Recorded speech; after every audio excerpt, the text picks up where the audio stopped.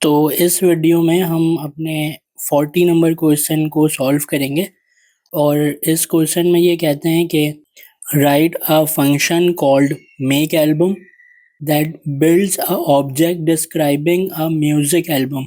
तो हमें एक फंक्शन बनाना है मेक एल्बम के नाम से, जिसके अंदर एक ऑब्जेक्ट होगा जो म्यूजिक एल्बम को डिस्क्राइब करेगा, मतलब एक म्यूजिक एल्बम के नाम का ऑब्जेक्ट होगा। The function should take in an artist name and an album title. The function should take in an artist name and an album title. तो जो हमारा फंक्शन है वो हमारे दो पैरामीटर्स लेगा, एक यहाँ पर कहते हैं कि नेम लेगा और दूसरा एल्बम टाइटल लेगा। And it should return a object containing these two pieces of information। तो ये जो दो पैरामीटर हम इसमें सेट करेंगे वो हम अपने ऑब्जेक्ट में भी रखेंगे और हम अपने ऑब्जेक्ट से उन दोनों प्रॉपर्टीज को रिटर्न करेंगे। Use the function to make 3 dictionaries representing different album. तो इसके मतलब ये है कि हमें अपने फंक्शन को 3 दफ़ा कॉल कराना है और तीनों दफ़ा जो है वो अलग अलग नामों के साथ जो है हम कॉल करेंगे, अलग अलग पैरामीटर्स हम उसको देंगे। Print each return value to show that object are storing the album information correctly. तो इसके मतलब ये है कि हमें रिटर्न करनी है अपने ऑब्जेक्ट की जितनी भी प्रॉपर्टीज और वैल्यूज हैं और हमें मतलब चेक करना है कि वो करेक्टली जो है वो रिटर्न कर रही हो सारी प्रॉपर्टीज और values. Add an optional parameter to make album, और इसमें एक ऑप्शनल पैरामीटर भी होगा एल्बम के फंक्शन में, that allows you to store the number of track on an album। तो जो आपको अलाउ करेगा कि आप नंबर ऑफ ट्रैक जो है एल्बम में वो भी आप दे सकें, लेकिन ये जो पैरामीटर है ये ऑप्शनल होगा। If the calling line include a value for the number of track, अगर जो फंक्शन को चलाने के लिए, एग्जीक्यूट कराने के लिए आपने जो लाइन लिखी होगी उस लाइन के अंदर अगर ये पैरामीटर शामिल होगा तो कहते हैं कि add that value to the album object. तो उस वैल्यू को हम अपने ऑब्जेक्ट के अंदर ऐड कर देंगे। Make at least one new function call that includes that the number of track of an album. तो हमें एक अपनी जो फंक्शन को कॉल कराने के लिए जो हम कोड लिखेंगे तो उस एक फंक्शन को हमें इस तरह लिखना है कि हम उसमें अपने तीसरे वाले ऑप्शनल पैरामीटर को भी इंक्लूड करें। तो हम चलते हैं अपनी फोल्डर की तरफ और इस फोल्डर का नाम जो है वो मैंने 40 एल्बम रखा है और मैं एंटर करके इसके अंदर आ जा रहा हूँ। अब यहाँ से हम अपने VS कोड को ओपन करेंगे। तो हम विजुअल स्टूडियो कोड में आ चुके हैं और सबसे पहले मैं यहाँ से इसे क्लोज करूँगा, फिर मैं टर्मिनल यहाँ से ओपन करूँगा, न्यू टर्मिनल। फिर मैं यहाँ से कमांड प्रॉम्प्ट को सेलेक्ट कर रहा हूँ और मैं सबसे पहले यहाँ पर tsconfig की फ़ाइल बनाऊँगा। तो उसके लिए हमें यहाँ पर tsc स्पेस -in-it, तो मैं इसे एंटर करूँगा। तो आप देख सकते हैं यहाँ tsconfig.json की फ़ाइल बनकर आ चुकी है और अब हम package.json की फ़ाइल बनाएंगे। तो उसके लिए मैं यहाँ पर लिखूँगा npm space init space -y। अब मैं इसे एंटर करूँगा। तो आप देख सकते हैं कि package.json की फ़ाइल यहाँ पर बनकर आ चुकी है। तो अब मैं पैकेज लॉक जेसन की फ़ाइल बनाऊँगा और उसके लिए हम यहाँ पर लिखेंगे npm space i space @types/node लिखेंगे और मैं इसे एंटर करूँगा। तो आप देख सकते हैं कि पैकेज लॉक जेसन और नोड मॉड्यूल्स का जो फोल्डर है वो बनकर आ चुका है। अब मैं यहाँ पर गेट इग्नोर की फ़ाइल बनाऊँगा। तो यहाँ पर हम लिखेंगे .get इग्नोर, एंटर। अब हम इस गेट इग्नोर की फाइल में अपने नोड मॉड्यूल्स का जो फोल्डर है उसके नाम को यहाँ से कॉपी करके गेट इग्नोर की फाइल के अंदर मैं पेस्ट कर दूंगा और इसे हम यहाँ से फाइल में जाकर सेव करवा देंगे। तो अब मैं अपनी टाइप स्क्रिप्ट की फ़ाइल बना लेता हूँ, लेकिन आज मैं आपको टाइप स्क्रिप्ट की फ़ाइल जो है वो अलग तरीके से बनाना सिखाता हूँ। आपके पास जो ये tsconfig json की फ़ाइल है, इसे आप क्लिक करेंगे तो आपके सामने जो है वो इस तरह tsconfig.json की फ़ाइल ओपन हो जाएगी।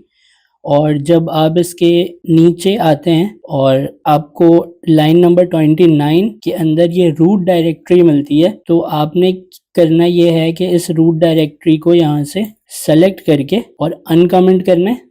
अनकमेंट करने का तरीका मैंने आपको बताया था, सेलेक्ट करके कंट्रोल/, और जो यहाँ पर ये स्लैश लगा हुआ है, इस स्लैश के बाद आपने लिखना है src। याद रहे src, यहाँ पर देखें क्या लिखा हुआ है, ./src। और उसके बाद फिर आपने नीचे आना है और नीचे आने के बाद आपको आना है लाइन नंबर 58 में, और लाइन नंबर 58 में आपको दिखेगा आउट डायरेक्टरी।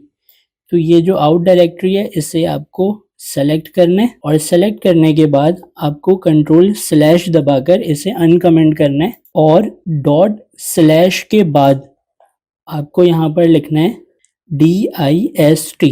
तो याद रहे आपको, यहाँ पर मैंने लिखा है DIST मतलब डिस्ट्रीब्यूशन, लेकिन आपको यहाँ पर DIST लिखना है और इसी तरह ही लिखना है, कोई और चीज़ आपको चेंज नहीं करनी है, बहुत ध्यान से करना है। तो ये लाइन नंबर 58 इस तरह लिखना है आपको, और मैं आपको लाइन नंबर 28 दोबारा से दिखाता हूँ। तो लाइन नंबर 29 में रूट डायरेक्टरी जो है उसके ./ के बाद आपको src लिखना है, src मतलब सोर्स। तो इतना करने के बाद जो है अब आपको अपनी tsconfig की फ़ाइल क्लोज करनी है, और यहाँ पर जो न्यू फोल्डर का आइकन है, हम अपनी टाइपस्क्रिप्ट की फ़ाइल न्यू फाइल के आइकन से बनाते थे, लेकिन मैं कह रहा हूँ ये न्यू फोल्डर का जो आइकन है, इस न्यू फोल्डर के आइकन को क्लिक करना है, और यहाँ पर हमें लिखना है src जो हमने वहाँ पर लिखा है, सारी चीज़ें स्मॉल लेटर में आएंगी, वहाँ पर भी स्मॉल में आई थी, यहाँ पर भी स्मॉल में, src एंटर। और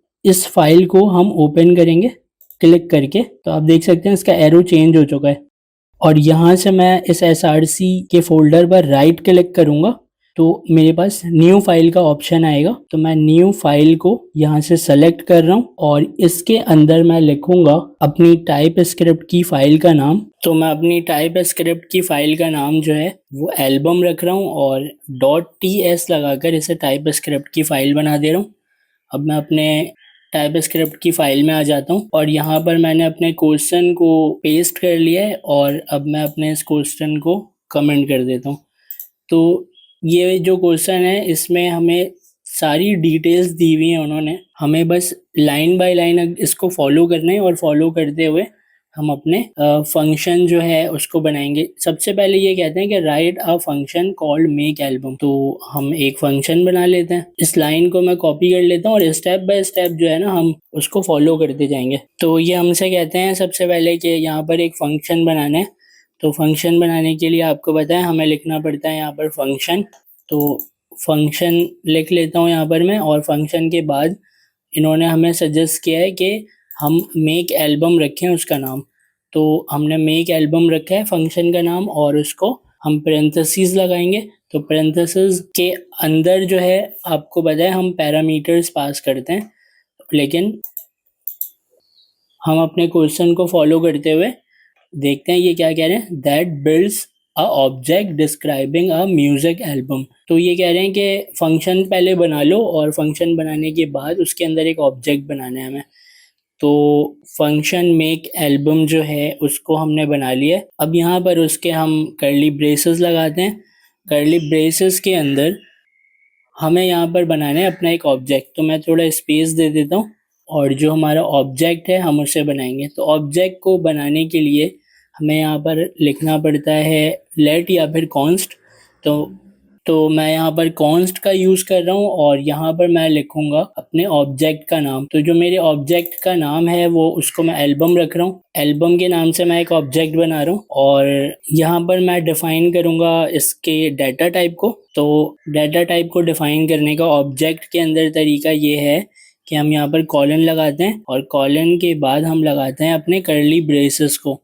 तो कर्ली ब्रेसेस के अंदर हम अपने डाटा टाइप को डिफ़ाइन करेंगे। उसके बाद हम यहाँ पर इक्वल लगाकर दोबारा से कर्ली ब्रेसेस लेंगे और इस कर्ली ब्रेसेस को मैं एंटर कर रहा हूँ और इसके अंदर हम अपने लिखेंगे प्रॉपर्टीज और वैल्यूज। अभी हमने कुछ भी लिखा नहीं है, अभी हमने सिर्फ एक बेसिक स्ट्रक्चर बनाया है।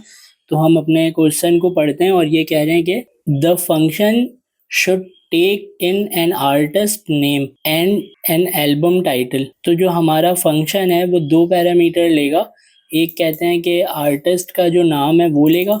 तो यहाँ से मैं नेम को कॉपी कर लेता हूँ और नेम जो है उसके डाटा टाइप को हम रख देंगे स्ट्रिंग और कॉमा लगाकर ये कह रहे हैं दूसरा पैरामीटर जो ये लेगा वो होगा टाइटल।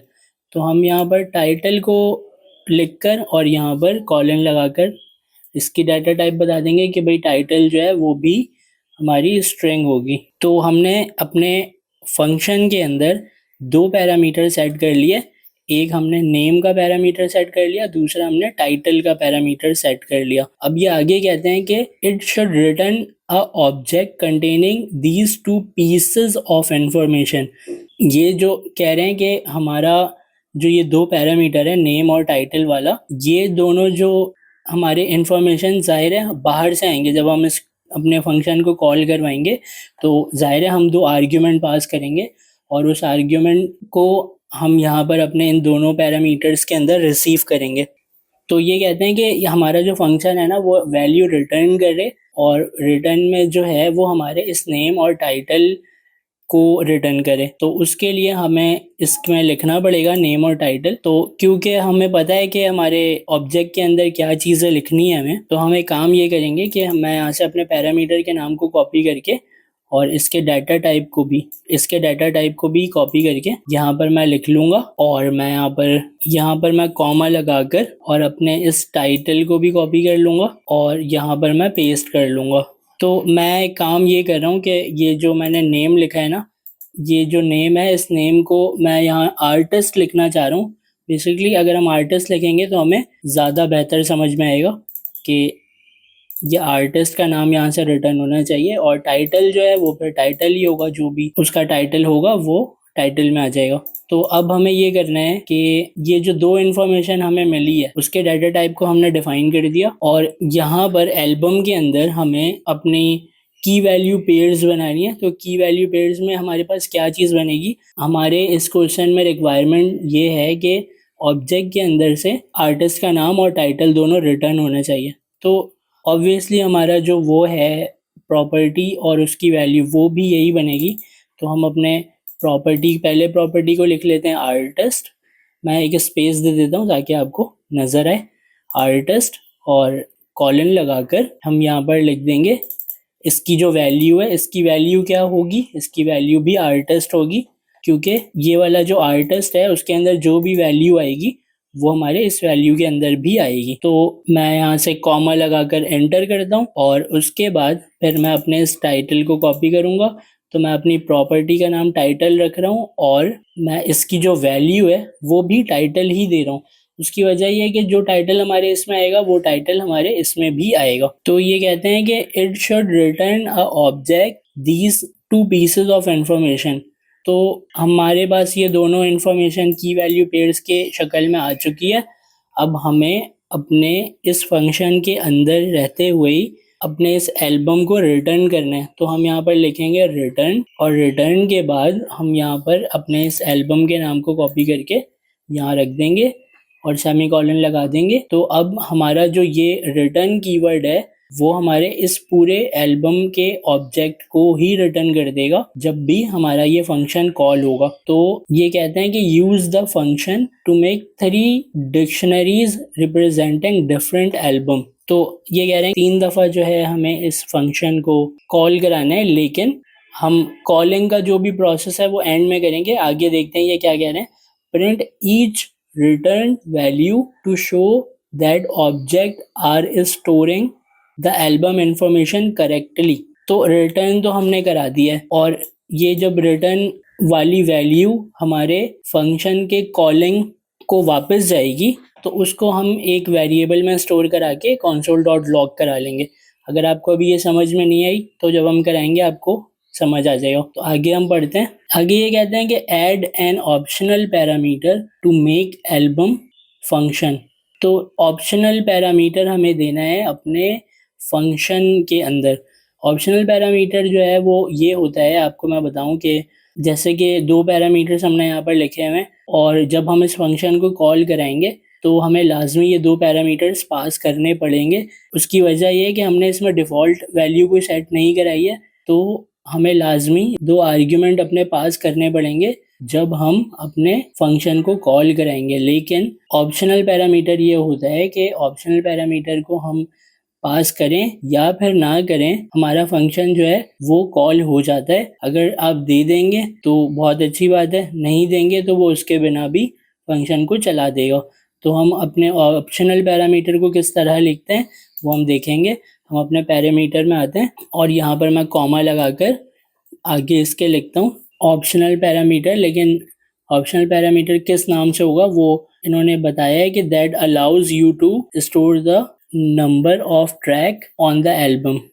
तो ये ट्रैक्स के नाम का होगा, तो हम इसे ट्रैक्स के नाम का जो ऑप्शनल पैरामीटर है वो ले लेते हैं और उसके बाद ऑप्शनल बनाने के लिए हम यहाँ पर क्वेश्चन मार्क का यूज़ करेंगे और यहाँ पर हम इसके डाटा टाइप को डिफाइन करने के लिए कॉलन लगाएंगे और क्योंकि ये ट्रैक 1 2 3 नंबर में होगा इसलिए हम इसके डाटा टाइप को नंबर रखेंगे। तो इस तरह हमने अपने एक ऑप्शनल पैरामीटर को इसके अंदर इंक्लूड करा दिया। और ऑप्शनल पैरामीटर अगर आप देंगे तो ठीक है, अगर नहीं देंगे तो तब भी ठीक है। लेकिन अब बात यह है कि हमने अपने इस ऑप्शनल पैरामीटर को अपने फंक्शन के अंदर तो दे दिया, लेकिन ये जो है वो हमारे ऑब्जेक्ट के अंदर इसकी की वैल्यू पेयर जो है वो अवेलेबल नहीं है। तो हमें क्या करना पड़ेगा, अपने ऑब्जेक्ट के अंदर इसे स्टोर कराना पड़ेगा। और यहाँ पर ऑप्शनल होने की वजह कर कभी ये पैरामीटर हमें मिलेगा और कभी ये पैरामीटर हमें नहीं मिलेगा। तो इसके लिए हम एक कंडीशन बना लेते हैं कि जब भी हमें ये पैरामीटर मिले तब हम उसे एल्बम के अंदर ऐड करा देंगे, और अगर हमें वो पैरामीटर ना मिले तो हमारी कंडीशन ट्रू नहीं होगी, तो हम अपने नॉर्मल ऑब्जेक्ट को जो है रिटर्न करा देंगे। लेकिन मैं आपको एक बहुत इंपॉर्टेंट बात बताना चाहता हूँ कि ये जो रिटर्न का कीवर्ड होता है ना, इसके बाद अगर आप कोई कोड लिखते हैं, जैसे कि मैं अगर इसके बाद लिखूं console.log और यहाँ पर मैं कुछ भी लिखूं स्ट्रिंग में अपना नाम लिखूं ताहा, तो आप स्क्रीन को मेरे अगर सही से देखें तो आपको अंदाज़ा होगा कि ये जो console.log है ना, इसका जो कलर है वो डिम हो गया है, इसका कलर जो है वो लाइट हो गया है। और लाइट होने की वजह मैं आपको बताऊं, रिटर्न का जो कीवर्ड जब हम यूज़ करते हैं ना फंक्शन के अंदर, तो उसके बाद आपने जितने भी लाइन लिखे होंगे कोड के वो किसी भी लाइन को नहीं चलाएगा। अगर मैं इस console.log को ऊपर कर दूं तो आप देखेंगे कि अब ये जो इसका कलर है वो सही हो गया। मतलब यहाँ पर तो ये चल सकता है लेकिन रिटर्न के बाद जो है वो नहीं चल सकता। रिटर्न के बाद देखें ये किस तरह हो गया। तो इसको मैं यहाँ से डिलीट कर देता हूँ। इसके मतलब हमें ये समझ में आया कि हम जो इफ़ की कंडीशन लगाना चाह रहे हैं अपने इस ट्रैक वाले ऑप्शनल पैरामीटर के लिए, तो वो हमें रिटर्न से तो पहले ही लगाना पड़ेगा, क्योंकि रिटर्न के बाद अगर हमने लिख दिया तो वो कभी भी चलेगा ही नहीं। तो इसलिए हमें यहाँ पर इफ़ की कंडीशन लगानी है और इफ़ में हमें लिखना है कि हमें क्या लिखना है। हमें इफ़ में ये लिखना पड़ेगा कि ये जो ट्रैक है, ये इस ट्रैक को मैं कॉपी कर लेता हूँ यहाँ पर। ये ट्रैक अगर बराबर नहीं है, मैंने यहाँ पर नॉट और डबल इक्वल का साइन लिया है, अगर बराबर नहीं है किस चीज़ के, देखें जब कोई पैरामीटर हमारा जब वो उसके अंदर कोई वैल्यू पास नहीं होती तो वो अनडिफाइन होता है। क्यों? क्योंकि उसको हमने डिफाइन नहीं किया होता है। जब कोई वैल्यू पास उसमें नहीं करेंगे तो उसकी वैल्यू क्या होगी? अनडिफाइन। मतलब आपने उसके अंदर कुछ डिफाइन ही नहीं किया, और जब डिफाइन करेंगे वैल्यू तो फिर वो वाली वैल्यू इसके अंदर आ जाएगी ट्रैक के अंदर। तो हमें ये चेक करना है यहाँ पर कि वैल्यू अनडिफाइन ना हो। तो यहाँ पर हमने लिखा है कि track is not equal to undefined. Track is not equal to undefined मतलब ट्रैक ना हो अनडिफाइन। तो फिर ये लाइन ऑफ कोड चला दो, और वो लाइन ऑफ कोड हम अभी लिखेंगे। इसमें हम यहाँ पर लिखेंगे अपने कर्ली ब्रेसेस के अंदर कि जो हमारा ऑब्जेक्ट है, ये वाला जो एल्बम वाला ऑब्जेक्ट है, इसको मैं यहाँ से कॉपी कर लेता हूँ इसके नाम को, और यहाँ पर मैं लिखता हूँ कि ऑब्जेक्ट को एक्सेस करने के लिए हम क्या करते हैं, ऑब्जेक्ट को एक्सेस करने के लिए हम डॉट का यूज़ करते हैं। तो हम यहाँ पर ये बताना चाह रहे हैं कि एल्बम के अंदर एक और प्रॉपर्टी ऐड कर दो। उस प्रॉपर्टी का क्या नाम होगा? उस प्रॉपर्टी का नाम भी हम ट्रैक रखते हैं। तो यहाँ से मैं कॉपी कर लेता हूँ ट्रैक, और इस ट्रैक को मैं बराबर कर देता हूँ ट्रैक के। तो आप देख सकते हैं कि यहाँ पर जो है वो एक एरर आ रहा है, एल्बम डॉट ट्रैक्स के नीचे जो है वो रेड कलर की लाइनें आ रही हैं। तो हम ज़रा इस पे माउस लेकर जाते हैं और इसे देखते हैं। ये कह रहा है कि property tracks does not exist on type, जो भी हमने डाटा टाइप डिफाइन किया उसमें। तो इन शॉर्ट ये कहना चाह रहा है कि आपने जो ये ट्रैक है उस ट्रैक के डाटा टाइप को डिफाइन ही नहीं किया। तो डिफाइन हमें यहाँ पर कर देना है। हम यहाँ पर इसको डिफाइन कर देते हैं। तो यहाँ पर मैं कॉमा लगाता हूँ, और कॉमा लगाने के बाद मैं अपने इस ट्रैक को यहाँ से कॉपी करके यहाँ पर पेस्ट करता हूँ, और इसके डाटा टाइप को हम लिख देते हैं नंबर।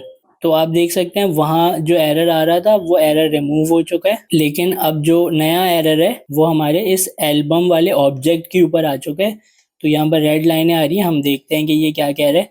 ये कह रहा है कि property track is missing in type, जो हमने डाटा टाइप डिफाइन की है, बट रिक्वायर्ड इन टाइप, जो इसकी की वैल्यू पेयर्स है। इसके मतलब ये हुआ, ये कह रहा है कि भाई आपने यहाँ ऊपर तो इसको डिफाइन कर दिया कि ट्रैक जो है वो नंबर टाइप का होगा, लेकिन उसकी प्रॉपर्टी जो है वो आपने बॉडी के अंदर तो डिफाइन नहीं करी। आपने यहाँ पर सिर्फ दो चीज़ें लिखी हुई, आर्टिस्ट और टाइटल। तो हमें इसको यहाँ पर बताना पड़ेगा कि ये जो चीज़ है ये ऑप्शनल है। ऑप्शनल लिखने के लिए हम क्या करते हैं, हम यहाँ पर लगा देते हैं क्वेश्चन मार्क। तो जैसे ही मैंने क्वेश्चन मार्क लगाया तो आप देख सकते हैं एल्बम के नीचे से वो एरर वाली लाइनें जा चुकी हैं, और अब ये सेट हो चुका है। तो अब हमें ये करना है कि हम अपने इस कोड को एक दफ़ा रिपीट करते हैं, और रिपीट करने के बाद हम अपने इस फंक्शन को कॉल करेंगे। तो सबसे पहले तो हमने बनाया फंक्शन, और फंक्शन बनाने के बाद हमने उसके अंदर 3 अलग-अलग टाइप के पैरामीटर्स पास किए। एक आर्टिस्ट, दूसरा टाइटल और तीसरा ट्रैक। ट्रैक वाला जो पैरामीटर है उसको हमने ऑप्शनल रखा कि वो आप दे भी सकते हैं और नहीं भी दे सकते। उसके बाद हमारे जैसा क्वेश्चन में लिखा था कि आपको एक ऑब्जेक्ट बनाना है, तो एल्बम के नाम का एक ऑब्जेक्ट हमने बनाया, और ऑब्जेक्ट बनाने के बाद हमने उसके डाटा टाइप को डिफाइन किया। और डाटा टाइप को डिफाइन जब हम कर रहे थे तो हमने ट्रैक वाले अपनी प्रॉपर्टी को यहाँ पर नलेबल बताया है कि ये चीज़ जो है ये आ भी सकती है और नहीं भी आ सकती है। तो उसके बाद जो है फिर हमने अपने ऑब्जेक्ट के अंदर 2 प्रॉपर्टीज़ और उसकी वैल्यूज़ डिफाइन की हैं। एक आर्टिस्ट जो जिसकी वैल्यू आर्टिस्ट होगी, और दूसरा टाइटल जिसकी वैल्यू जो है वो टाइटल होगी। और ये आर्टिस्ट और टाइटल हमें कहाँ से मिलेंगे? ये हमें मिलेंगे अपने पैरामीटर्स में से। तो यहाँ तक तो बात हमें समझ में आ गई।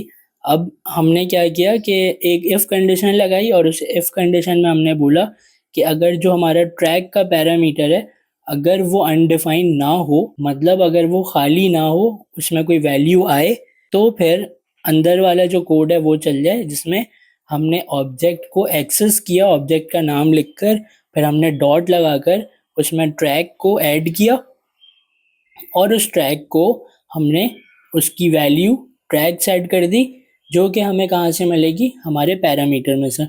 तो इस तरीके से हमने अपनी इफ़ कंडीशन लगाई, और यहाँ पर हम अपने इस पूरे के पूरे ऑब्जेक्ट को रिटर्न करवा रहे हैं। तो और रिटर्न कराने के बाद ये जो हमारा क्वेश्चन है वो सॉल्व हो चुका है। अब हम अपने क्वेश्चन में देखते हैं ये आगे क्या कह रहे हैं। If the calling line include a value for the number of track, add that value to the album object. तो ये काम तो हमने करा लिया अपने इफ़ कंडीशन में कि अगर हमें अपने ट्रैक के अंदर वैल्यू मिले तब हम अपने ट्रैक को ऐड करा देंगे, अदरवाइज हम अपने उस ट्रैक को ऐड नहीं कराएंगे। तो आपको यहाँ पर ये बात भी समझ में आ गई कि जब हम अपना ऑब्जेक्ट बनाते हैं तो ऑब्जेक्ट बनाते हुए जो हम प्रॉपर्टी और वैल्यूज़ डिफाइन करते हैं, तो उसके बाद हम अपने उस ऑब्जेक्ट को अगर एक्सेस करें तो हम उसमें नई प्रॉपर्टीज़ और उसकी नई वैल्यूज़ भी डिफाइन कर सकते हैं, जैसा हमने यहाँ पर किया। ये प्रॉपर्टी जो थी वो हमारे ऑब्जेक्ट के अंदर नहीं थी, लेकिन हमने यहाँ पर उसको सेट कर दिया।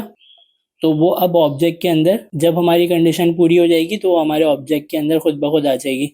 तो ये कहते हैं कि make at least one new function call that include the number of track on a album. तो यहाँ पर हमारा क्वेश्चन ये ख़त्म हुआ है। बस हमें अब अपने इस फंक्शन को कॉल कराना है, तो फंक्शन को कॉल कराने के लिए आपको पता है हम यहाँ पर लेंगे फंक्शन का नाम और फंक्शन के नाम को हम यहाँ पर पेस्ट करेंगे और फंक्शन को कॉल कराने के लिए हमें यहाँ पर लगाना पड़ता है पेरेंथेसिस। पेरेंथेसिस के अंदर हमारे पास रिक्वायरमेंट है पैरामीटर्स की, तो यहाँ पर हमें आर्ग्यूमेंट पास करना पड़ेगा ताकि वो हमारे पैरामीटर्स के अंदर जाकर रिसीव हो। तो हम जो आर्ग्यूमेंट है वो अपने पास कर लेते हैं यहाँ पर। तो आर्ग्यूमेंट को पास करने के लिए मुझे यहाँ पर लिखना पड़ेगा आर्टिस्ट का नाम। तो आर्टिस्ट का जो नाम है वो क्योंकि स्ट्रिंग में है तो हम यहाँ पर सिंगल कोट लगाएंगे और उसके बाद हम लिखेंगे यहाँ पर आर्टिस्ट, और इस आर्टिस्ट को मैं कह देता हूँ कि ये आर्टिस्ट नंबर 1 है हमारा। और आर्टिस्ट नंबर 1 के बाद हम अपने दूसरे आर्ग्यूमेंट को पास करेंगे जिसमें ये कहते हैं कि टाइटल हमें देना है। तो जो भी टाइटल है वो हम इसे दे देंगे, जैसे कि हम यहाँ पर लिख देंगे एल्बम टाइटल 1। तो अब हमने अपने 2 आर्ग्यूमेंट इसमें पास कर दिए और ये 2 आर्ग्यूमेंट जो हैं ये हमारे इस पैरामीटर को रिसीव हो जाएंगे, फिर यहाँ से हमारे इस ऑब्जेक्ट को रिसीव हो जाएंगे और इस ऑब्जेक्ट में ये दोनों वैल्यू सेट हो जाएंगी और उसके बाद ये रिटर्न का जो कीवर्ड है ये हमारे इस ऑब्जेक्ट को रिटर्न करा देगा। तो क्योंकि हमने अभी इसमें अपना थर्ड पैरामीटर जो है वो नहीं दिया है तो ये इफ़ की कंडीशन ऑब्वियसली फेल हो जाएगी और फेल होने की वजह से हमारा डायरेक्ट रिटर्न हो जाएगा ये ऑब्जेक्ट। तो हमने अपने एक दफ़ा फंक्शन को कॉल करा लिया है। तो यहाँ पर इम्पॉर्टेंट चीज़ ये है कि जब ये रिटर्न कराएगा हमारे इस एल्बम वाले ऑब्जेक्ट को, तो ये जो रिटर्न है वो हमारे इस मेक एल्बम के अंदर इस अपने पूरे ऑब्जेक्ट की जो ये की वैल्यूज पेयर्स हैं इसको लेकर आ जाएगा इस अपने मेक एल्बम के अंदर। तो जाहिर है इसको हमें किसी वेरिएबल के अंदर स्टोर भी कराना पड़ेगा। तो मैं यहाँ पर लिखता हूँ कॉन्स्ट और मैं यहाँ पर लिखूंगा एल्बम 1। तो मैंने यहाँ पर एल्बम 1 के नाम का एक वेरिएबल बनाया है और उसको मैंने सेट कर दिया ताकि मेरी जो ये रिटर्न वाली वैल्यू है जब ये एल्बम वाले ऑब्जेक्ट को रिटर्न करे तो वो इस मेक एल्बम के अंदर आए और इस मेक एल्बम से वो हमारे इस वेरिएबल के अंदर स्टोर हो जाए। तो मैं इस लाइन को सेमी कॉलन लगा के एंड कर देता हूँ और अब हम अपने console.log को लिखेंगे और उसके बाद हम अपने इस एल्बम नंबर 1 को कॉपी करके इसके अंदर रख देंगे।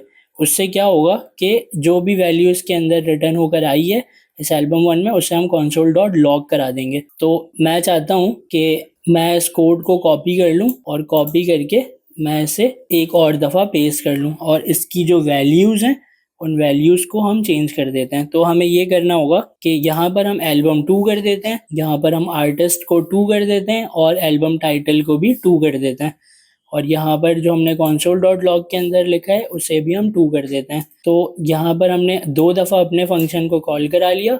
अब मैं अपने तीसरी दफ़ा फंक्शन को कॉल करा रहा हूँ और इसमें हम यहाँ पर album number 3, artist number 3, album title जो हमने पास किया है उसको भी 3 कर देते हैं और अपने console.log के अंदर इस एल्बम 3 को हम कंसोल करा लेंगे। लेकिन जैसा इन्होंने हमारे क्वेश्चन में हमें बोला है कि हमें लास्ट में अपने ट्रैक वाले पैरामीटर को भी देना है, तो हम यहाँ पर कॉमा लगाएंगे और यहाँ पर हम लिख देते हैं 12। मतलब अब हमारे एल्बम नंबर 3 के अंदर जो है वो 12 ट्रैक हैं। आर्टिस्ट नंबर 3 ने उस ट्रैक को गाया है और एल्बम का नाम टाइटल 3 है और उसके अंदर 12 ट्रैक हैं। तो इस तरीके से हमने 3 दफ़ा अपने फंक्शन को कॉल करा लिया और एक दफ़ा हमने अपने नलेबल जो पैरामीटर है उसे भी यूज़ कर लिया। तो अब हम चलते हैं अपने टर्मिनल की तरफ और यहाँ पर मैं कमांड प्रॉम्प्ट को सेलेक्ट करूँगा और उसके बाद मैं यहाँ पर लिखूँगा TSC एंटर। तो हमारी जो जावा स्क्रिप्ट की फ़ाइल है वो कंपाइल हो चुकी है और वो हमारी इस DIST के फोल्डर में आ चुकी है। तो अब हम अपने DIST को राइट क्लिक करके यहाँ करेंगे ओपन इन इंटीग्रेटेड टर्मिनल। तो मेरे पास एक नया टर्मिनल खुलकर आ जाएगा और इसमें मैं लिखूँगा नोड और अपनी फ़ाइल का नाम यहाँ से मैं कॉपी करके यहाँ पर लिखूँगा .js करके मैं इसे एंटर करूँगा। तो आप यहाँ पर देख सकते हैं कि आर्टिस्ट 1 टाइटल के साथ प्रिंट होकर आ चुका है एल्बम टाइटल 1। फिर हमारे पास आर्टिस्ट जो है आर्टिस्ट 2, टाइटल जो है एल्बम टाइटल 2, फिर आर्टिस्ट नंबर 3 उसका जो टाइटल है वो एल्बम टाइटल 3, लेकिन उसके साथ जो है हमारा नलेबल ऑब्जेक्ट जो है वो भी प्रिंट होकर आया है ट्रैक 12। तो इससे हमें ये समझ में आता है कि हमने अपने ऑब्जेक्ट को सक्सेसफुली रिटर्न करा लिया अपने फंक्शन के अंदर से। तो इस तरीके से हमारा ये जो क्वेश्चन है वो कंप्लीट हो गया। लेकिन मुझे ऐसा लगता है कि आपको ये क्वेश्चन समझ में नहीं आया होगा।